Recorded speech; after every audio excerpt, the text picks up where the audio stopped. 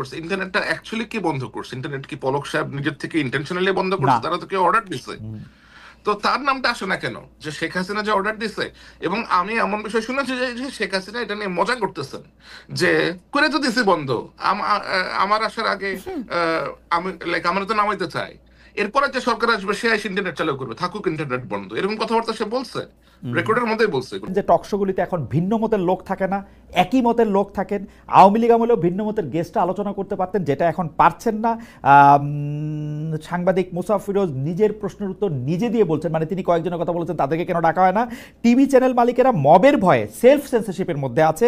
আওয়ামী লীগ আমলে যেটুকু স্বাধীনতা ছিল তাও এখন নেই। কাজী হোসেন, আপনি যদি একটু মন্তব্য করতেন। আমরা জুলকারনাইন সাহেবের কাছেও একটা অন্য প্রশ্ন নিয়ে যাবো, এটা নিয়ে একটা সম্পর্ক। জি নিশ্চয়ই নিশ্চয়ই। আচ্ছা, আমি এই প্রশ্নটা উত্তর দেওয়ার আগে আপনার কথাটা বলি আগে, যে আপনি যে মন্তব্যটি করেছেন যে মানুষ মিডিয়া ইররেলেভেন্ট হয়ে গিয়েছিল মানুষের কাছে। যেটা হয়, আপনি বোধহয় জানেন যে ব্যান্ডওয়াগন এফেক্ট সম্পর্কে, রাইট? যে যখন ফ্যাসিস্টরা থাকে তখন কিন্তু তার বয়ান ক্রিয়েট করার জন্য মিডিয়াকে ব্যবহার করে। মিডিয়াকে ব্যবহার করে আপনার মুজিবকে এমন ভাবে পীর বানানো হয়েছিল যে এই বাংলাদেশের মানুষ শেখ মুজিবুর রহমানকে নিয়ে, শেখ হাসিনাকে নিয়ে একটি মন্তব্য করতে পারেনি। একটি ভয়ের সংস্কৃতি হয়েছিল, এবং যার পরিণতি হচ্ছে এতগুলো মানুষ, হাজার মানুষ, আমি স্পেসিফিক সংখ্যায় যাচ্ছি না, এতগুলো মানুষ প্রাণ দিতে হয়েছে তাদের জন্য। এটা দায় মিডিয়ার থাকবে। মিডিয়া ইররিলেভেন্ট হয়ে গেলেও মিডিয়ার দায় মিডিয়াকে নিতে হবে। এই কাজটি মিডিয়ার জন্য হয়েছে, কারণ তারা যদি এর আগে তুলে আনতো যে কি হয়েছে, যে কাজটা all the prime ministers main sir করেছে, তার জীবনে ঝুঁকি নিয়ে যে কাজটি করেছে, সেখানে বাংলাদেশে বসে কিন্তু সেরকম কাজ আমরা প্রতিনিয়ত হতে দেখিনি। এটা একটা ডকুমেন্টারি অনেক পাওয়ারফুল হতে পারে, কিন্তু এর আগের ঘটে যাওয়া আরো অনেক ঘটনা তুলে আনলে ব্যাপারটা আরো অনেক আগে ঘটতে পারতো, হাসিনার পতন আরো আগে ঘটতে পারতো। এ গেল আমার মিডিয়া নিয়ে মন্তব্য। আর আপনি যে প্রশ্নটি করেছেন যে নিরপেক্ষতার জায়গা থেকে, আমি যখন আমার কাজ করি আমি চেষ্টা করি এখন যারা স্টেক হোল্ডার্স আছেন তাদেরকে ইনভাইট করতে। আমাদের অনেক সমস্যাই হয়, আপনি নিজে হোস্ট করছেন একটা অনুষ্ঠান, নিজে পরিচালনা করছেন, আপনি জানেন যে কি ধরনের চ্যালেঞ্জ ফেস করতে হয়। অনেকের সাথে বসতে চায় না, এই ধরনের প্রবলেম থাকে। তারপর আমার জায়গা থেকে আমি মনে করি যে আমি যতটুকু চেষ্টা করছি সেটা আমি সৎভাবেই চেষ্টা করছি সবার পার্টিসিপেশন রাখার জন্য। আমাকে শোনা এরকম মন্তব্য শুনতে হয় যে আমি আমার প্রোগ্রামে শুধু কেন এত এনসিপির নেতাদেরকে কেন ডাকি, তারা তো ছাত্র, তারা তো অল্প বয়স, তাদের সাথে অনেকে বসতে চায় না, আপনি আপনি কেন ডাকেন? আমার শুনতে হয় এরকম মন্তব্য। আমার এরকম মন্তব্য শুনতে হয় যে আমি অনেক জামাতে নেতাদের ডাকি, কিন্তু আমি তাদেরকে ডাকি এজন্যই যে গণ অভ্যুত্থানের যারা স্টেক হোল্ডার্স, আমি মনে করি তাদের ভয়েস, তাদের ইনক্লুসিভনেস আমাদের মেনটেন করা, ম্যানেজ করা দরকার, যে কোনো ভাবেই হোক আমাদের আলোচনার মধ্যে। এখন আপনি আমাকে বলতে পারেন যে আমি কেন আওয়ামী লীগের একজন নেতাকে আমি ডাকি না। সেটা যদি হয় আমার নিরপেক্ষতার লিটমাস টেস্ট, তাহলে আমি বলবো যে দুঃখিত, আমি আওয়ামী লীগের কোনো নেতা, অ্যাজ লং অ্যাজ আমি যতদিন পর্যন্ত তারা ক্ষমা না চাইছে তাদের অপকর্মের জন্য এবং জনমানুষ তাদেরকে গ্রহণ না করছে, আমি কেউ না তাদের ভয়েস মানুষকে শোনানোর জন্য। আমি এই দায়িত্ব নেব না, এবং আমি দায়িত্ব নিতে আগ্রহীও না। যে অপরাধ করেছে তারা করেছে, সে অপরাধের জন্য তাদেরকে সরি বলতে হবে, মাফ চাইতে হবে। মানুষ যদি মাফ করে তখন ডেফিনেটলি তারা আসবে মানুষের জন্য ভবিষ্যতে কি করতে চায় সে কথাটা বলতে। আমি অবশ্য আপনার বক্তব্যের মূল নির্যাসের সাথে আমি একমত। আমি আমি আমি আমি জনাব মোস্তফা ফিরোজ যেটি বলতে চাইছেন, যারা আওয়ামী লীগ আমলে মানে আওয়ামী লীগকে উনি ডাকতে বলতেছেন না আসলে, কিন্তু আওয়ামী লীগ আমলে যারা আওয়ামী লীগকে মৌন বা নীরব সমর্থন দিয়েছেন তাদেরকেও কি আপনি ডাকের বাইরে রাখবেন কিনা, বা তাদেরকে ডাকের বাইরে কি মবের ভয়ে রাখা হচ্ছে কিনা সেটা আপনি বলবেন কিনা। যে ধরেন সরাসরি আওয়ামী লীগ করে নাই, ধরেন তারা খুন খারাপিতে অংশ নেয় নাই, উনি কয়েকটা নামও বলেছেন আসলে, সৈয়দ ইশতিয়াক রেজা, জয় মামুন, এরকম কয়েকটা নামও বলেছেন। আচ্ছা, এখন একটা বিষয় সেটা হচ্ছে যে মিডিয়া নিয়ে কথা বললে তো অনেকের কথায় চলে আসে। তো আমি আসলে, দেখেন, আমরা তো কলিগস, একসময় একসাথে কাজ করেছি, কিন্তু আমরা অত্যন্ত দুঃখজনক ভাবে প্রত্যক্ষ করেছি যে যখন চোখের সামনে, সবার চোখের সামনে এই ছাত্রদের হত্যা করা হয়েছে, তখন তারা এই পতিত হাসিনার অফিসে গিয়ে তারা যে বক্তব্য রেখেছেন, এটা তো আমাদের জন্য অত্যন্ত দুঃখজনক ছিল। টু উইটনেস, সাক্ষী হওয়া ইতিহাসের, যে সাংবাদিকরা এই জায়গায় চলে যেতে পারে, তাদের মানবতা বোধ তারা এইভাবে বিসর্জন দিতে পারে, এই অন্ধত্ব তাদেরকে পেয়ে বসতে পারে, এটা তো আমাদের জন্য দুঃখজনক। আমি আপনাকে এই জায়গায় একটু থামাই, কারণ আমার দ্বিতীয় প্রশ্নটার মধ্যে যে আপনার এই সাংবাদিকদের যে শেখ হাসিনার সাথে যে তাদের সম্পর্ক, তাকে যে আসলে আপনি প্রথমে যে অ্যানাবল করার কথাটা বলেছেন, সেটার ক্ষেত্রে আপনার যে জায়গা, সেটা অন্য পেশাজীবীদের ক্ষেত্রে একই রকম কিনা, সেটা নিয়ে আমরা দ্বিতীয় প্রশ্নে আসবো। আপাতত একটু স্যারের কাছে যাই যে স্যার, আপনি একজন পেশাদার সাংবাদিক, আপনার অনুসন্ধানের মাধ্যমে, সোর্সের মাধ্যমে রাষ্ট্রের দুর্নীতি অসঙ্গতির অনেক ডকুমেন্টস আপনার হাতে আসে, সেগুলি কিছু আপনি নিজের সোশ্যাল মিডিয়াতেও তুলে ধরেন। তার মানে ব্যক্তি আপনার সঙ্গেও একটা সংবাদ মাধ্যমের একটা প্রতিযোগিতা আছে, যে মানে আপনি যেটা আসলে আপনার প্রতিষ্ঠান থেকে তুলে ধরছেন না, এমন অনেক কিছু আপনার ব্যক্তি জায়গা থেকে আপনি এটা তুলে ধরছেন। এই যে আপনার সঙ্গে আপনি সহ অন্য আর যারা এই প্রকাশ করার ক্ষেত্রে নিজস্ব প্ল্যাটফর্ম ব্যবহার করতেছে, সেইটার সঙ্গে কি গণমাধ্যমের একটা প্রতিযোগিতা হইতেছে? এবং এই প্রতিযোগিতাটা কি মানে সমপ্রতিযোগিতা, অসম প্রতিযোগিতা? এই প্রতিযোগিতার মধ্যে, কারণ আমি সাংবাদিকতার এতটুকু বুঝি, যা কিছু এডিটেড না তা কিছু জার্নালিজম না। এখন এখন যদি কোনো কিছু মানে এইটা আপনি আসলে কিভাবে আপনি এটা দেখবেন? কারণ অনেক সময় তো এরকমও হইতে পারে, সামি আমি জাস্ট আরেকটা লাইন বলি, অনেক সময় তো এরকমও হইতে পারে যে আপনি হঠাৎ করে ক ব্যক্তিকে খুব অপছন্দ করতে শুরু করলেন। যদি আপনি ক ব্যক্তিকে অপছন্দ করতে শুরু করেন, তখন দেখা যায় যে ধরেন ক আর খ দুইজনের ব্যাপারেই আপনার কাছে তথ্য আছে, আপনি সিলেক্টিভভাবে শুধু ক এর বিরুদ্ধে রিপোর্টটা আপনি প্রকাশ করলেন। এটা হইতে পারে কিনা বা এটা হচ্ছে কিনা এখন? থ্যাংক ইউ খালিদ ভাই। আমার মনে হয় এটা একটা খুবই গুরুত্বপূর্ণ প্রশ্ন আপনি আমাকে করেছেন, এবং এটা উত্তর দেওয়ার জন্য আপনার মাধ্যমে, আপনার থেকে আরো ভালো কোনো মাধ্যম হয়তো আসবে না আমার সামনে, অথবা আই ডোন্ট নো। তো আমার যে অর্গানাইজেশন আমি কাজ করি, আল জাজিরা মিডিয়া নেটওয়ার্ক, এখান থেকে আমি আমার যে ডেস্ক, আমি যে বিষয়ে কাজ করি তা হচ্ছে দক্ষিণ এশিয়া, বাংলাদেশ, মায়ানমার, ভারত, অনেক সময় আরো অন্যান্য প্রজেক্টও আমাকে কাজে লাগানো হয়। বাট যেহেতু আমি বাংলাদেশ থেকে আসছি এবং বাংলাদেশের বিষয়ক সাংবাদিকতা করেই আমার এই পথে যাত্রা শুরু, তো অবশ্যই ন্যাচারালি বাংলাদেশের বিভিন্ন নিউজের প্রতি আমার আগ্রহ অনেক বেশি থাকে। আর লোকজন যেহেতু আমাকে চেনে, অনেকেই আমাকে চেনে, বিভিন্ন সেক্টর অনেকে আমাকে চেনে, অনেকে আমার কাছে বিভিন্ন রকমের তথ্য প্রমাণ সহ পাঠিয়ে থাকে। এখন ন্যাচারালি আমার আল জাজিরাতে কোনো বাংলা ডিভিশন নাই, এবং এখানে আপনার বিভিন্ন রকম নিউজের আমাদের কাছে আসতে থাকে প্রতিনিয়ত, এবং বাংলাদেশ কেন্দ্রিক নিউজই সবসময় করা সম্ভব না। এটা এটা এটা এটা বেশ অসম্ভব একটা বিষয় আর কি। আর ডকুমেন্টারি করতে অথবা একটা নিউজ স্টোরি করতে আমাদের সময় লাগে, অনেক অনেক বেটিং লাগে। তারপরেও আমি যখনই সময় পেয়েছি, আমি আল জাজিরা ছাড়াও অন্যান্য মাধ্যমেও আমার রিপোর্ট আমি করেছি। নেত্র নিউজের জন্য করেছি, ওসিসিআরপির জন্য করেছি, দ্য টাইমসের জন্য করেছি, হারিসের জন্য করেছি, এরকম আরো অনেকের জন্যই আমি রিপোর্ট করেছি। বাংলাদেশের মানব জমিনের জন্য কয়েকটা রিপোর্ট আমি লিখে দিয়েছি। বাট যেটা হয় সেটা হচ্ছে যে আমার কাছে যা আসে, আমার পক্ষে এগুলা যেহেতু বাংলাদেশের কোনো পত্রিকা গ্রহণ করতে রাজি হয় না, এখন কেন তারা রাজি হয় না সেটা একটা বেশ বড় প্রশ্ন। কারণ আমি অনেক সময় জিজ্ঞেস করেছি, অনেকের এডিটরদের সাথে আমার কথা হয়েছে, তারা বলেছে যে মালিক ঝামেলা করতে পারে, মালিক পছন্দ করবে না, অথবা সরকার আমাদেরকে চাপ দিতে পারে, চাপ দিয়ে নিউজ তুলে নিবে, অনেক প্রবলেম করতে পারে, আমাদের হয়তো ওয়েবসাইট ডাউন করে দিবে, আমাদের জার্নালিস্টকে ভয় দেখাবে। তো আমার কাছ থেকে আসা রিপোর্ট এখনো পর্যন্ত অনেকেই বেশ ভয় পান আর কি। আমার মনে হয় একটা আতঙ্কে থাকেন যে আমার নামে অ্যাফিলিয়েটেড হয়ে গেলে কোনো না কোনো ভাবে যদি তারা ক্ষতিগ্রস্ত হন। কারণ আমার অনেক রিপোর্ট হয়তো অনেকের বিপক্ষে গেছে, অনেকে এটার দ্বারা ক্ষতিগ্রস্ত হয়েছেন, অনেকে কিছুটা হয়েছে, like somehow some people got affected, এবং তারা কোনো না কোনো ভাবে বিভিন্ন পত্রিকা, মিডিয়া হাউসের সাথে সম্পৃক্ত। তো আমার প্রেজেন্স থাকলে তারা মনোক্ষুণ্ণ হবেন। তো আমি যেটা করি, যেগুলো বেশি গুরুত্বপূর্ণ, একেবারেই যেগুলো বেশি গুরুত্বপূর্ণ, যেগুলো যাওয়া উচিত মানুষের কাছে, আমি নিজেই একটু সময় বের করে ওই সেই রিপোর্ট গুলা অথবা সেই ডকুমেন্টস যা কিছু আসে একটু যাচাই বাছাই করি।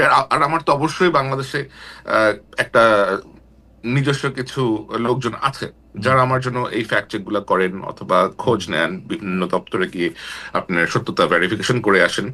তো সেই মেকানিজমটা আমার আছে, বাট আমি ওটা সামনে আনতে চাই না, because I don't want to risk that. আপনি অবশ্যই সামনে আনবেন না স্যার, আপনি তাকে প্রোটেক্ট করতেই হবে। আমার মানে এক লাইনে, এবং সেগুলো আমি এডিট করেই নরমালি প্রকাশ করে থাকি। আর আমার মনে হয় যে আমি ফেসবুকে যেটা করি এটা আসলে সাংবাদিকতা না, আমি তো ফেসবুকে সাংবাদিকতা করতে আসি নাই। আমার সাংবাদিকতা অন্য জায়গাতে হয়, যেটা আমার কাছে আসে, এটা আমার কাছে চলে আসে তথ্য, এবং আমার মনে হয় যে মানুষের জানা প্রয়োজন, পিপল শুড নো, আমি শেয়ার করে দেই। আমি শুধু সাংবাদিকতার একজন মানে ছাত্র হিসাবে আমি আপনার কাছ থেকে এটা জানতে চাইবো যে ধরেন আপনি ফেসবুকেরটাকে আপনি সাংবাদিকতা বলতেছেন না, কিন্তু আপনাকে যখন মানে আরও 15-20 বছর পরে যখন কন্টেন্ট অ্যানালাইসিস করে আমাদের সময়টাকে ধরা হবে, তখন আপনি অবশ্যই একটা গুরুত্বপূর্ণ চ্যাপ্টার হিসাবে থাকবেন। তখন আপনার এগুলিকে আসলে কি হিসাবে ধরা হবে? কারণ আমি আপনাকে ঘটনাটাও বলি, তাহলে আপনি বুঝতে পারবেন। আপনি যখন উপদেষ্টা আসিফ মাহমুদ সজীব ভুঁইয়ার এয়ারপোর্ট থেকে বেরিয়ে আসাটার ওই ভিডিও যখন আপনি প্রকাশ করলেন, তখন এই উপদেষ্টা কিন্তু প্রশ্ন তুলেছেন যে রাষ্ট্রের গোপন ও বিশেষায়িত স্পর্শকাতর তথ্য, অর্থাৎ এয়ারপোর্টের সিসি ক্যামেরার তথ্য যদি আপনার কাছে চলে যায়, তার মানে আপনার তো বিভিন্ন জায়গায় বিভিন্ন মানুষজনও আছে, এবং সেইটার ক্ষেত্রে আপনি একটা পিক অ্যান্ড চুজ করতেছেন। আসিফ মাহমুদ সজীব ভুঁইয়াকে আপনি দেখতে পারেন না, এনসিপিকে আপনি অপছন্দ করেন, সেই জন্য এটা সঙ্গে সঙ্গে আপনি দিয়ে দিচ্ছেন। কিন্তু বিএনপির কেউ হইলে, আমি কথার কথা করছি, বা জামাতের কেউ হইলে সেইটা আপনি দিতেন না। ব্যাপারটা কি একটা মানে একটা অসম জায়গা তৈরি করতেছে কিনা? ব্যাপারটা মোটেও অসম জায়গা তৈরি করতেছে না, এবং আপনি একটা বেশ মজার একটা একটা একটা একটা চ্যাপ্টার নিয়ে আসছেন। I will go back to the before one, যেটা বলতেছিলাম যে আজ থেকে 15 বছর 20 বছর পরে গেলে যখন এগুলো নিয়ে আলোচনা হবে, if I am alive or not, তখন এগুলো কি হিসেবে গণ্য হবে? তখন এগুলো এই হিসেবে গণ্য হবে যে বাংলাদেশে সাংবাদিকতা করাটা এতটাই ভীতিকর ছিল যে সাংবাদিকরা অমুক সাংবাদিকের জুলকারনাইন সায়ের খানের রিপোর্ট নিত না, এই লোককে বাধ্য হয়ে অনলাইনে রিপোর্ট প্রকাশ করে দিতে হইতো। এটা এডিটেড বলেন, র বলেন, হোয়াট এভার ইট ইজ। তো অবস্থাটা এতটাই একটা ভীতির সিচুয়েশন আমাদের মধ্যে ক্রিয়েট হয়েছিল। আর আমি তো এর আগেও জন্য আজিজের যে এয়ারলাইনের ভেতরে থাকা ফুটেজ ক্যাপচার করে নিয়ে আসছিলাম। ইসরায়েলির যে মোসাদের যে আউটপোস্ট হাঙ্গারি, দুটোর মধ্যে ঢুকে গিয়ে মোসাদের যে টেকনিক্যাল ম্যানুয়াল স্পাইওয়ারের, সেটারও ছবি তুলে নিয়ে আসছিলাম। সেগুলো তো স্পর্শকাতর জায়গায় ছিল, এবং সেগুলো তো আমি পাবলিক ইন্টারেস্টের জন্যই করেছি, অনুসন্ধানী সাংবাদিকতার জন্যই করেছি। আসিফের সাথে আমার তো ব্যক্তিগত কোনো দ্বন্দ্ব নাই, আমি ওরা ভালো করে চিনিও না, কখনো কথা হয় নাই। এবং এনসিপির প্রতি আমার কি আছে না আছে, আমার মনে হয় সেটা এনসিপির 2-1 লিডার খুব ভালো করেই বলতে পারবে। তারা ভালো করেই জানে যে তাদের কোন জিনিস আমার সামনে আসার পরেও আমি তাদেরকে একটা দ্বিতীয় সুযোগ দিয়েছি, এটা তারা জানে। কিন্তু এই দ্বিতীয় সুযোগটা আমি বিএনপি অথবা জামাত হলে দিতাম না, এবং দিই না নর্মালি। সো আমার মনে হয় যে ওরা এখনো বেশ তরুণ বয়সে তরুণ। তারপরে আপনার কোনো বায়াস কারো এগেইনস্টে বা কারো পক্ষে এরকম কোনো বায়াস আপনার কোনো বায়াস? আপনি ভুল কাজ করবেন, চুরি করবেন, দুর্নীতি করবেন, ধরা পড়বেন, সামনে আসবে, আমার কাছে আসবে, আমি আপনাকে শেয়ার করে দিব। সেটা আপনার সোশ্যাল মিডিয়া পোস্টিং এর ক্ষেত্রে আপনি কোনো বায়াস থেকে কোনো কিছু করতেছেন এরকম আপনার মনে হয় না? না, never never, I will never do that. আপনি যদি কোনো কিছু একটা অপরাধ পান কোথাও, আপনি আমার কাছে যদি এসে বলেন, এন্ড এটা যদি কোনো বিশেষ ব্যক্তির বিরুদ্ধে যায়, এতে তো আমার কোনো কিছু যায় আসতেছে না, আমার তো কোনো মাস্টার নাই, তাই না?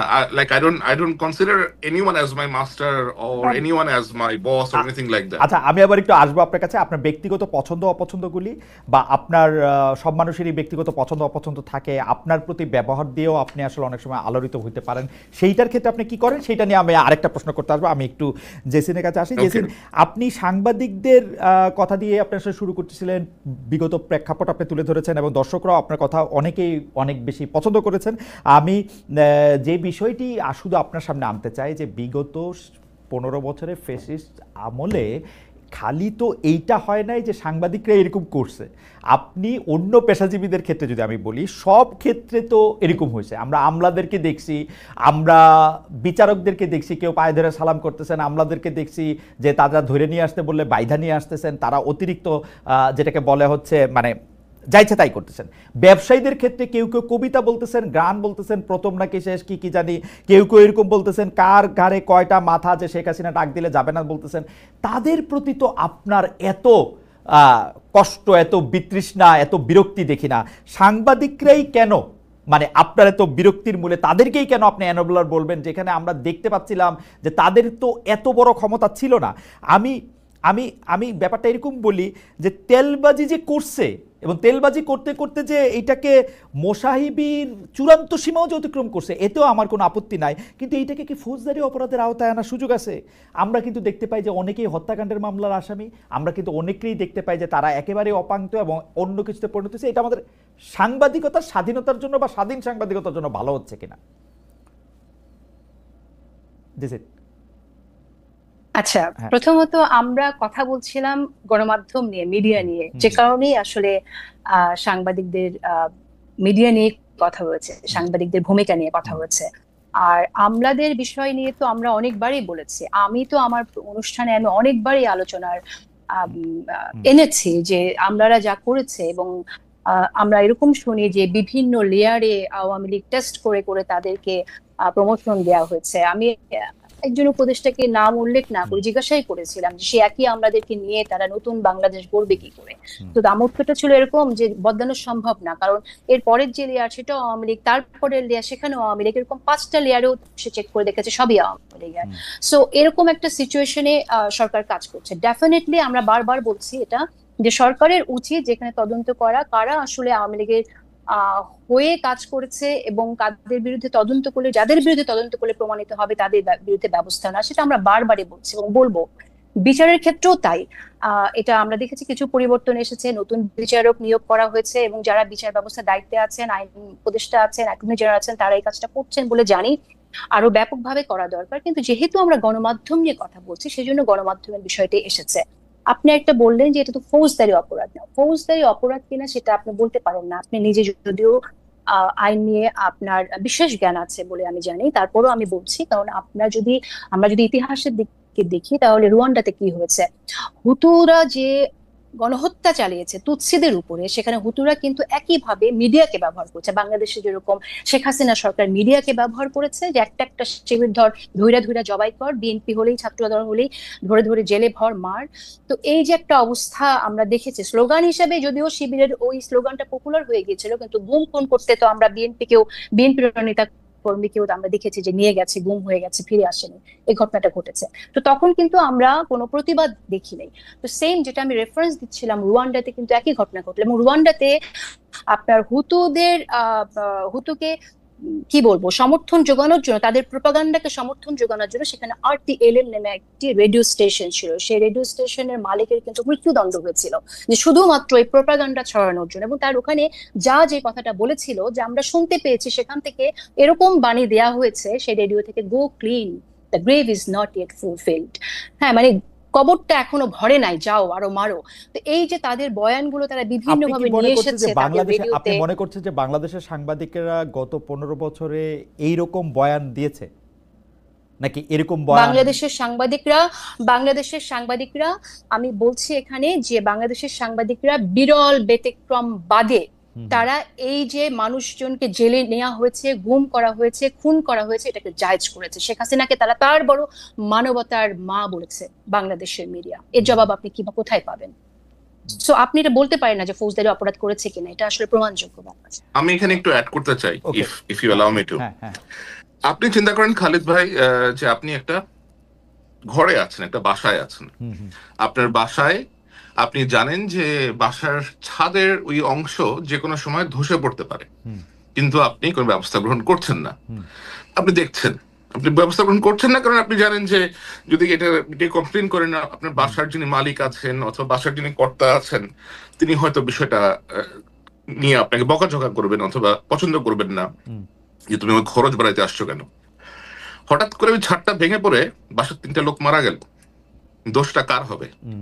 would you feel যে আপনি এটার জন্য দোষী কিনা? না, আমার মনে হয় বিষয়টা না, অবশ্যই কিন্তু এরকমই হয়েছে। কিন্তু না, আপনারা দুজনই আমার খুবই প্রিয় সাংবাদিক, কিন্তু আমি শুধু আপনাদের মনে করাই দিতে চাই যে 15 বছর ধরে আমাদের ফেসিস্ট শেখ হাসিনার আমলে সাংবাদিকতাকে দেখতে গিয়ে আমরা অতিরিক্ত জেনারেলাইজেশন করতেছি কিনা। কারণ আমরা কিন্তু শেখ হাসিনা, আমি বলি আমরা কিন্তু শেখ হাসিনার যাবতীয় যত দুষ্কর্ম, সেই দুষ্কর্মের যতগুলি আমরা জানি সেগুলি কিন্তু সংবাদ মাধ্যমের মাধ্যমেই জানি। মানে ধরেন এই যে কি বলে সোনার মেডেলে চুরি করছে, বালিশের দাম কত রাখছে, পদ্মা সেতুতে কি করছে, সেগুলি কিন্তু গণমাধ্যমদেরকে আমাদেরকে মানে একদম হুতুতুৎসিদের সাথে মিলায়া গণমাধ্যম একেবারেই সে ফেসিস্টদের অ্যানাবলের ভাষাই শুধু ব্যবহার করছে।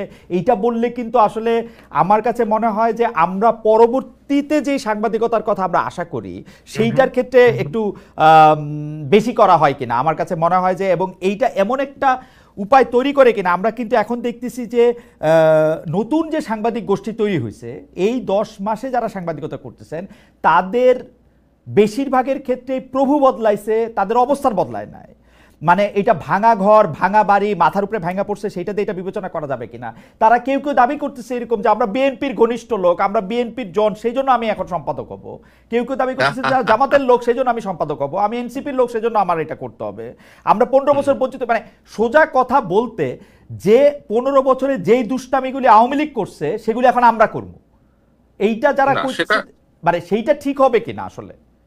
মানে আমরা মানে মানে এই জন্য আমি এই প্রশ্নটাই যদি আপনি এটা বলতেন, তারপর আবার একটু জেসিনেরও একটু মন্তব্য আমাদের একটু শুনতে হবে। স্যার আমি একটু থামাইতেছিলাম আপনাকে, সরি।